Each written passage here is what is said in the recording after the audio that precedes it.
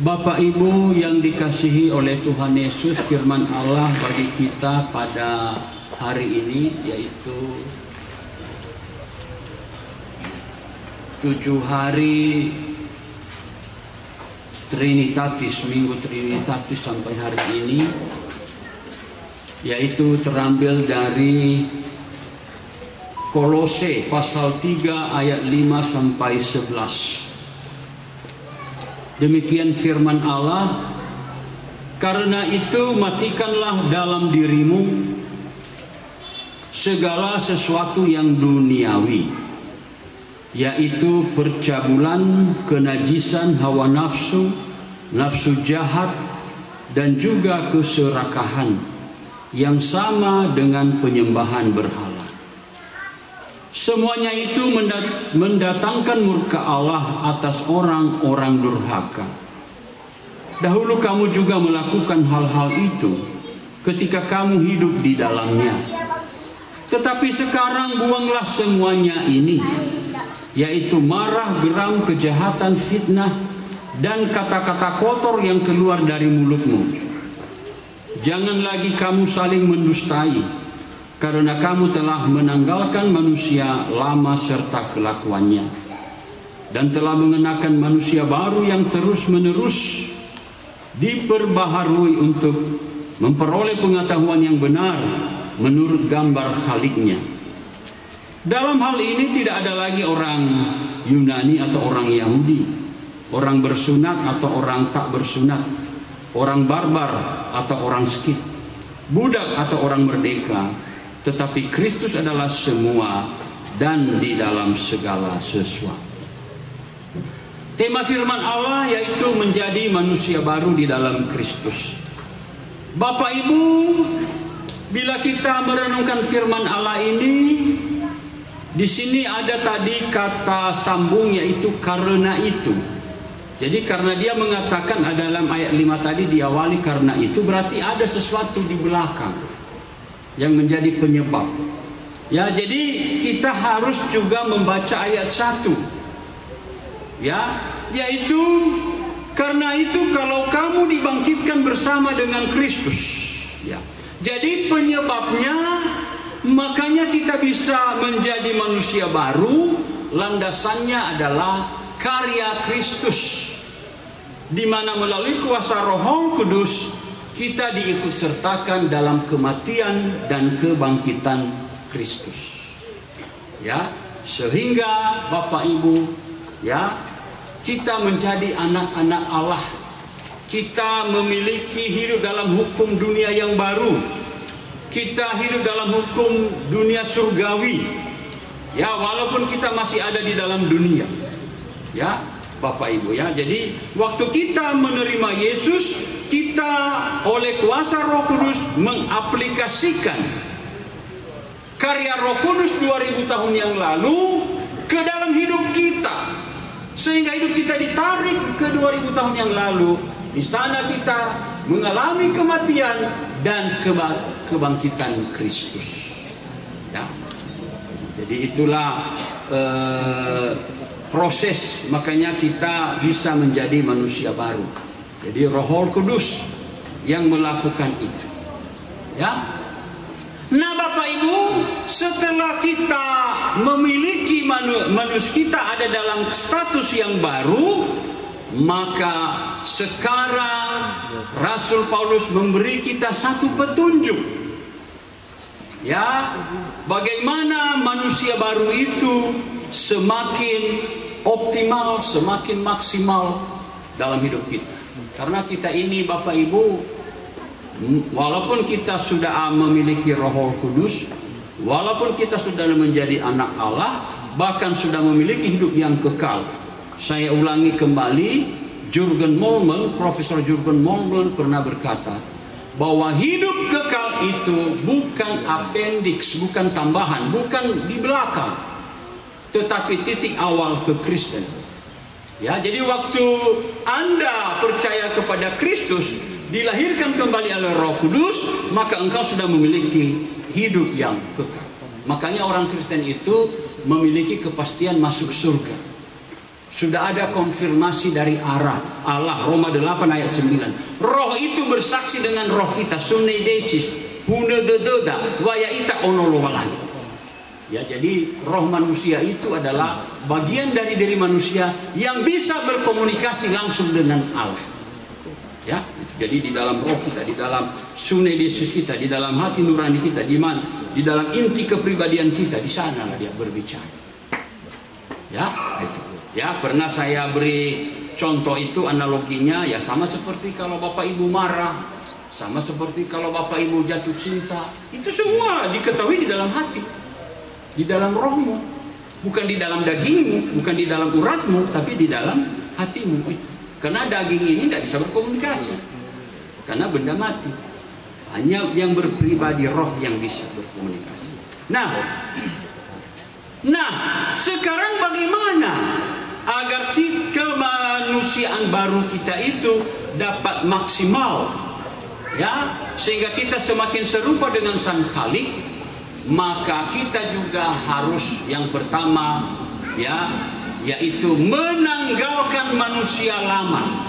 Jadi supaya kemanusiaan baru kita itu semakin optimal, karena kita ini masih ada dalam perangkap-perangkap kedagingan, tubuh yang berdosa, dunia yang berdosa. Jadi kita harus mengadakan perlawanan. Ya, Bapak Ibu, tidak jauh dari tempat kita ini ada namanya lapangan terbang. Ya. Nah, pertanyaan kita sekarang, mengapa pesawat itu bisa terbang? Padahal kita tahu bahwa secara umum dunia ini ada namanya gravitasi bumi, yaitu daya tarik bumi. Ya, makanya kalau sapu tangan saya ini saya campakkan, dia selalu ke bawah, bukan ke atas. Karena ada gaya tarik bumi, gravitasi bumi yang ditemukan oleh Isaac Newton waktu buah apel jatuh di kepalanya. Jatuh kepalanya, apa ini? Kenapa dia jatuh ke bawah? Nah, inilah orang-orang jenius ini, Bapak Ibu, ya. Jadi kalau orang-orang jenius ini, sesuatu yang normal baginya perlu dipertanyakan itu. Kenapa begitu? Kalau kita kan, ya itu kan sudah biasa. Orang jenius ini memang beda, Bapak Ibu. Ya, Isaac Newton, seorang Kristen sejati, dia itu membaca Alkitab setiap hari itu 2 jam. Ya, Isaac Newton ini ilmuwan besar. Ya, nah pertanyaannya sekarang, mengapa pesawat itu bisa meninggalkan, melawan hukum gravitasi? Mengapa, Bapak Ibu? Karena pesawat memakai mesin, memakai kekuatan aerodinamika. Ya, tekanan udara, aerodinamika itu yang dia pakai.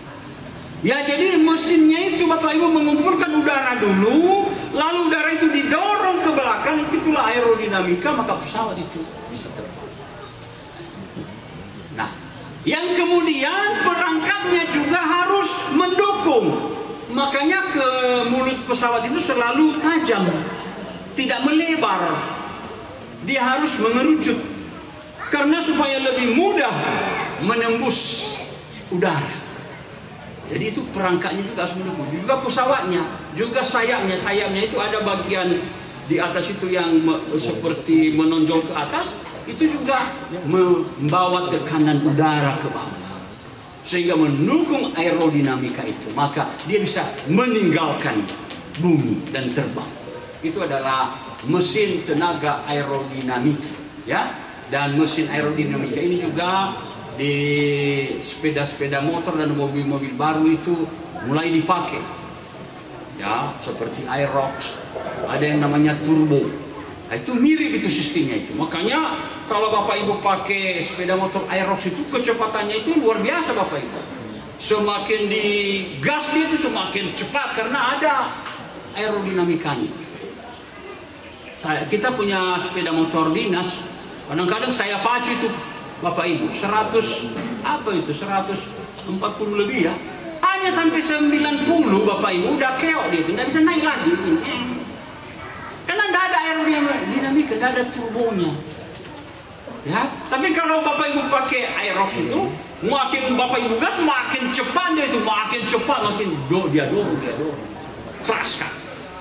Nah, itulah yang disebut turbo, mesin turbo. Ada mobil itu pakai turbo, dia kecepatannya itu makin digas, makin dia dorong lagi. Nah, ini Bapak Ibu. Jadi itulah kekuatan aerodinamika. Nah, begitu juga kita Bapak Ibu. Supaya kemanusiaan baru itu bisa optimal, yang pertama tinggalkan manusia lama itu. Bagaimana caranya? Dengan mau dipimpin oleh Roh Kudus. Itu aerodinamika kita. Ya, dan perangkat itu apa perangkat? Kalau tadi itu perangkat itu badan pesawat, perangkat itu adalah kita sendiri, cara berpikirmu. Ya, cara berpikir, cara berkehendak, imanmu, kedisiplinanmu. Jadi itu. Jadi persiapkan perangkatmu. Jangan berpikir dengan terbatas. Ya.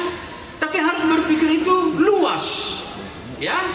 Salah seorang misionaris terbesar di dunia mengatakan, pikirkanlah perkara-perkara yang besar di hadapan Allah dan lakukanlah perkara-perkara besar kepada Allah. Jadi misionaris ini berhasil sekali Bapak. Karena dia memikirkan perkara-perkara besar dan lakukanlah perkara-perkara besar.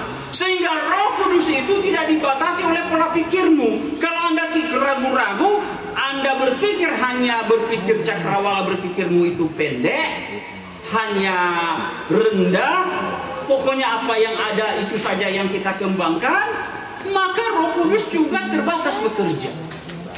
Jadi perangkat pikiran kita itu harus dipersiapkan seperti Allah berpikir. Ya, tidak ada yang mustahil bagi orang percaya. Maka percaya itu. Kesembuhan bisa terjadi, mujizat bisa terjadi, setan-setan bisa diusir. Maka Roh Kudus bisa bekerja maksimal dalam hidup kita. Mengapa Bapak Ibu, ini bukan sombong ya Bapak, perlu saya ulangi. Mengapa di periode ini BNKP Tanjung Basung ini berkembang pesat? Ya, kita bertambah warga 570 jiwa. Barusan kita terima 6 ditambah 2 lagi, sudah 8 lagi kakak barusan. Mengapa bisa berkembang pesat? Karena pemimpinnya berpikir besar. Ya, saya membawa mimpi kepada para majelis. Di dalam khotbah saya selalu memberi mimpi kepada warga. Jemaat ini harus 1.000, 2.000, 3.000, 5.000 ke depan. Makanya Roh Kudus bisa bekerja. Jangan hanya begitu-gitu saja Bapak Ibu. Ya, perlu Bapak Ibu tahu Bapak Ibu ya. 570 jiwa itu tidak gampang Bapak Ibu. Jemaat tabing aja sudah ratusan tahun, hanya 558. Tabing itu 558 loh, lihat di perikopnya. Itu 100 tahun itu. Kita dalam tempo 4 tahun bisa lebih banyak dari tabing kita. 570. Itu bukan kita sombong, tapi saya mau memberi kesaksian Bapak Ibu, bagaimana Bapak Ibu majelis, bagaimana Bapak Ibu sebagai warga jemaat bermimpilah besar. Nanti gedung-gedung gereja ini besar, Tuhan mohon kasih 1.000 lagi warga jemaat. Jadi Tuhan itu tidak pernah memimpin kita untuk berpikiran dangkal, kalau boleh jangan berkembang. Tidak ada, karena Tuhan Yesus sudah mengatakan, itu sebabnya aku memanggil kau supaya kau pergi berbuah. Dan kalau tidak berbuah, dipotong Bapakku dan dicampakkan ke dalam api. Jadi kita ini dipanggil untuk berkembang, berkembang, berkembang, berkembang. Bukan statis, itu Bapak Ibu. Itu, ya. Mengapa gereja karismatik hanya dalam tempo 60 tahun menumbangkan jumlah gereja Lutheran? Ya, kalau Bapak Ibu baca buku Profesor Dr. Jans Aritonang, pakar sejarah gereja nomor 1 di Indonesia, itu karismatik itu Bapak Ibu dalam tempo 60 tahun dia berjumlah 567 juta. Hanya 60 tahun. Lutheran 500 tahun hanya 100 juta di seluruh dunia. Mengapa kita kalah? Mengapa? Karena arere mano ita masalah bahasa. Itulah. Masalah organisasi terus. Fada ada apa? Protes sana protes. Ada dulu BPMJ saya di Hili Mainamelo di Botol di Tanah. Orang Protestan ini memang, Protestan ini sebenarnya memang agak takut juga kita namanya. Bapak Ibu tahu Protestan itu? Gowulwa tukang protes. Itu rombongan tukang protes itu. Makanya dia bilang BNKB diprotes, pecahlah gereja-gereja lain. Diprotes, pecah juga. Diprotes, pecah. Di situ saja asik. Ya, ini Bapak Ibu, kita asik gontong-gontongan di dalam. Bukan kita memiliki visi dari Allah menjadi manusia baru yang berbuah bagi Tuhan. Bukan berdoa. Ada pada awal, ahori energi pada. 2 minggu tersidang bang mulai Selasa Zui strateginya itu sebuah ayat perintah ya, baru si pada pendeta senior ya juga.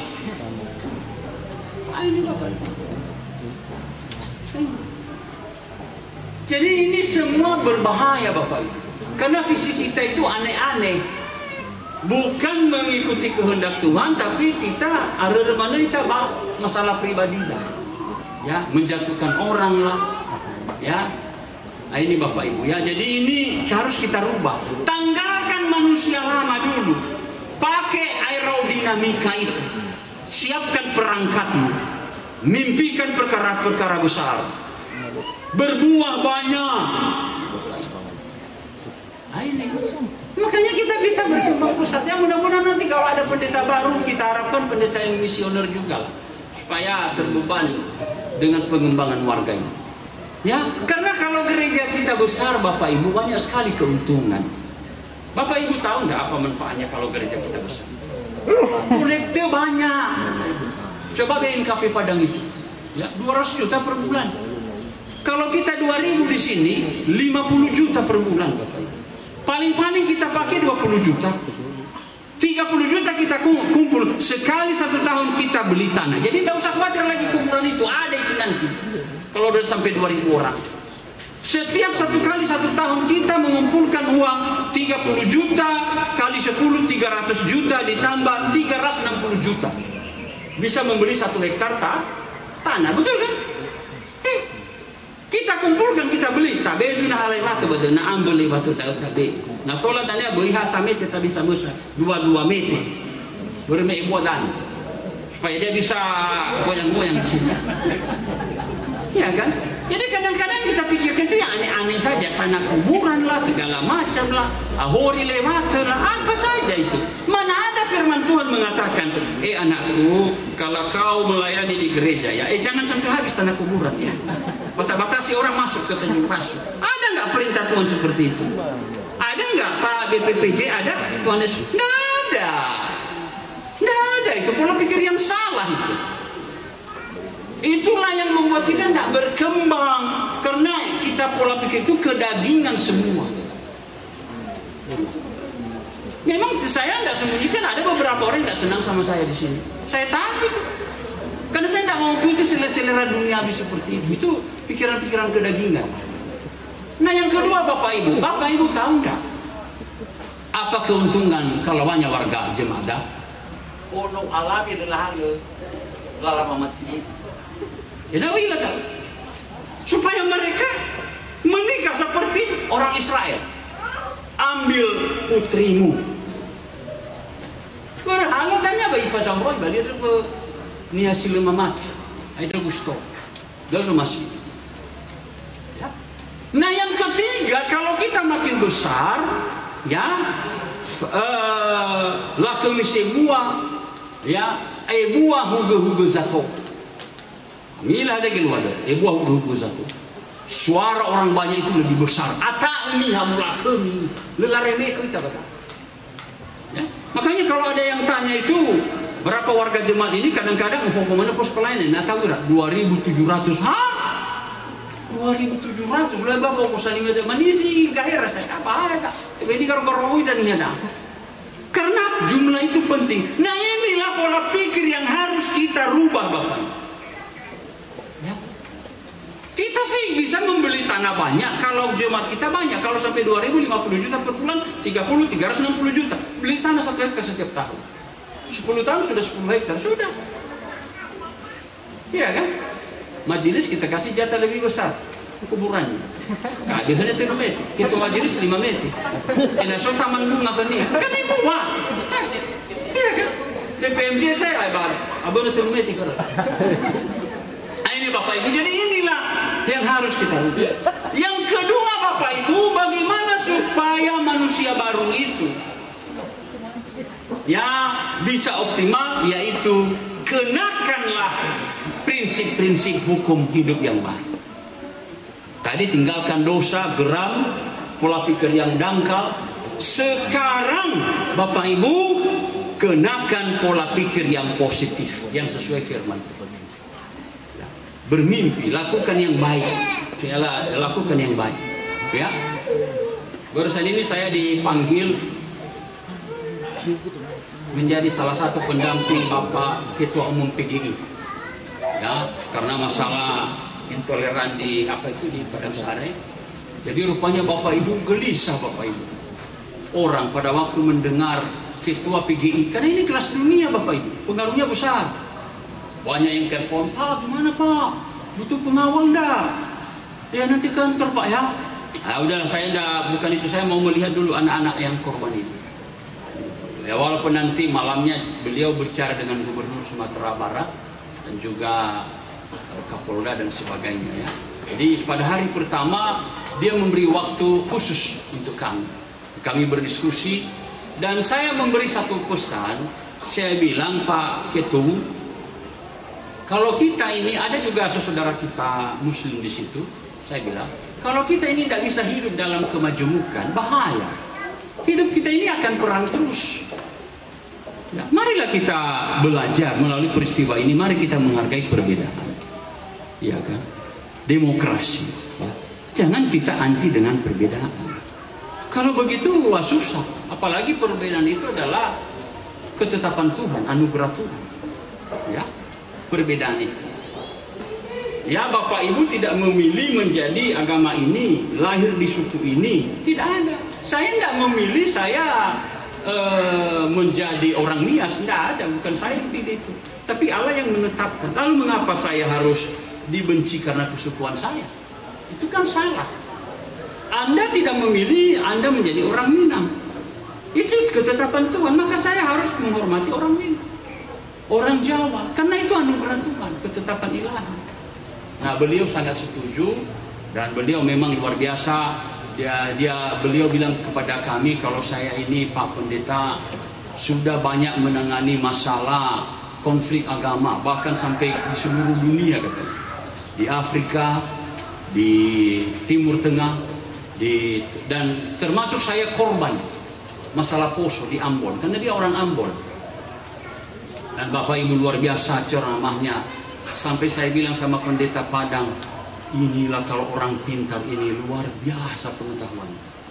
Dia ceramah tanpa persiapan, begitu hebat itu kalimat-kalimat. Wajarlah dia jadi Ketua Umum PGI, orang hebat. Sampai kami terkesima, saya sendiri terkesima. Ini luar biasa, setiap kata yang diucapkan itu bermakna sekali, sangat tajam. Dan dia melihat segala sesuatu dalam berbagai macam aspek kultural, aspek religi, sosiologi, psikologi dan sebagainya. Itu luar biasa, ya. Ditambah juga badannya begitu tinggi kayak orang barat ya, tinggi sekali. Ini hebat ini. Nah Bapak Ibu, saya waktu diundang oleh Pendeta GPIB, Pendeta Salmon, seorang Ambon juga, Pak Pendeta bagaimana bisa dampingi Pak Ketum? Saya bilang saya pasti datang. Maka kami datang, ya semua difasilitasi, masuk ke lokasi, di sana brimob begitu banyak dan semua saling menyapa. Ya, dan puji Tuhan semua aman. Ya.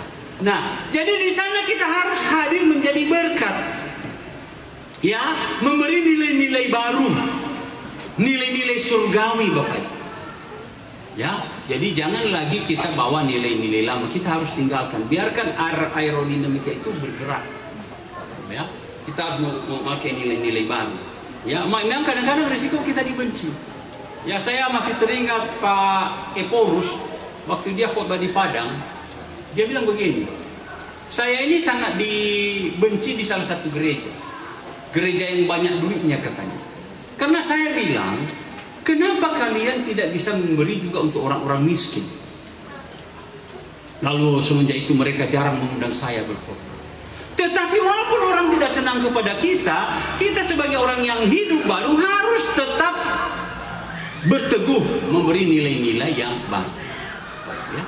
Jadi memang kalau Bapak Ibu mengikuti arus dunia ini, memang Bapak Ibu disayang-sayang, tapi ujungnya nanti dipermalukan Bapak Ibu. Ya, tapi orang yang selalu berkata benar, memang pertama dibenci, tapi lama-lama nanti dikatakan, oh ya benar juga ya. Itu nanti diakui belakangan.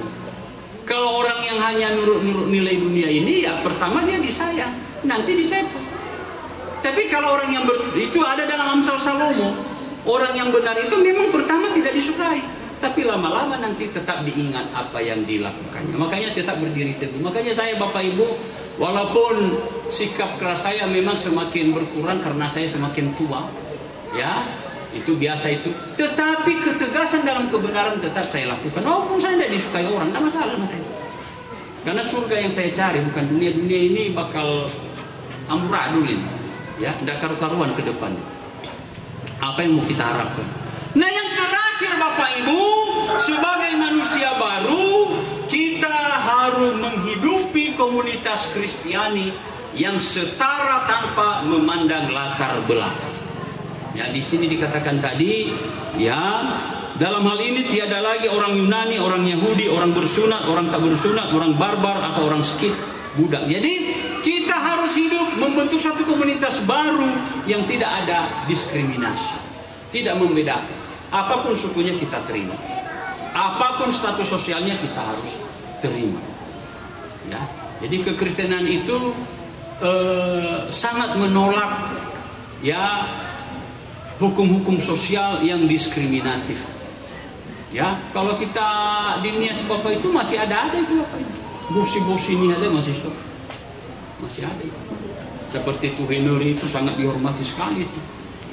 Ya, tapi di dalam kekristenan tidak ada itu Bapak itu. Kita semua sama di hadapan Allah. Amin.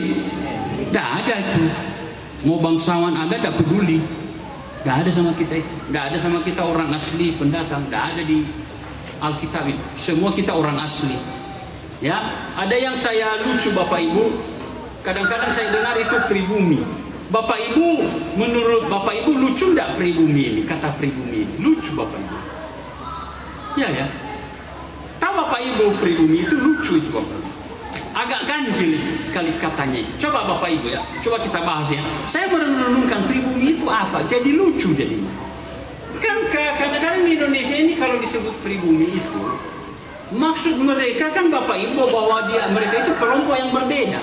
Tapi Bapak Ibu tahu pribumi itu apa artinya itu? Tidak cocok Bapak Ibu. Karena bumi itu bukan hanya di sini. Betul kan? Orang Amerika itu ada di bumi enggak? Ada. Ada enggak manusia yang enggak ada di bumi? Saya tanya sama Bapak Ibu, ada enggak manusia yang tidak ada di bumi? Ada enggak? Tidak ada kan? Berarti kita semua pribumi. Jadi tidak cocok Bapak Ibu. Jadi kosakatanya itu ambigu, membingungkan. Tidak cocok. Jadi kalau Anda mengatakan misalnya ke Anda orang Nias, aku orang pribumi di sini, salah, tidak cocok. Lebih cocok bilang aja orang Nias. Jadi dia lokal. Jadi kalau Anda bilang aku pribumi tapi lokal, kalau orang Amerika juga di bumi kok. Orang India juga di bumi, tidak ada manusia yang tidak di bumi. Jadi semua pribumi. Maka pribumi itu tidak berlaku lagi, tidak ada, tidak cocok. Nah, ini Bapak Ibu, jadi kadang-kadang kita Bapak Ibu menggunakan satu istilah tapi kita tidak pahami apa itu. Nufasalan luar-luar. Iya kan Bapak Ibu? Nah, jadi itulah kehidupan kita sebagai orang Kristen. Marilah kita yang sudah dibaharui oleh Kristus, mari memakai hukum-hukum surgawi yang baru. Tidak lagi membedakan orang, tidak lagi mengkelas-kelaskan orang. Karena Bapak Ibu, semua kelas-kelas manusia itu sebenarnya omong kosong. Mengapa saya bilang omong kosong? Semua manusia diproduk dalam satu produk, yaitu menurut gambar dan rupa Allah. Tidak ada yang lebih dari itu. Baru ada kelas manusia, misalnya ada manusia diciptakan menurut gambar malaikat. Ya iyalah, lebih rendahlah kamu ya karena malaikat, saya Allah. Ini semua diciptakan menurut gambar dan rupa Allah. Ya, kalau begitu sebenarnya semua pengelompokan manusia, rasa-rasa superior, ya itu semua lahir dari kesombongan.